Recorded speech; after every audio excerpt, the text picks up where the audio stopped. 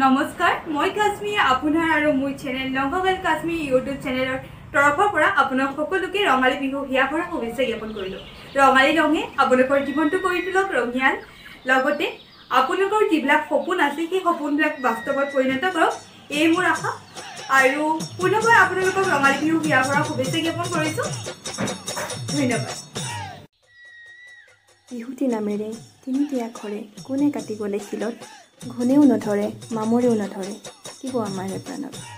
নমস্কাৰ, মই অনন্যাই আমাৰ ইউটিউব চেনেল সৃষ্টি সম্ভাৰ তৰফৰ পৰা সমগ্ৰ অসমবাসী ৰাইজ তথা আমাৰ সমূহ ইউটিউব চেনেলৰ বন্ধু বান্ধৱীসকললৈ ৰঙালী বিহুৰ হিয়াভৰা ওলগ জনালোঁ।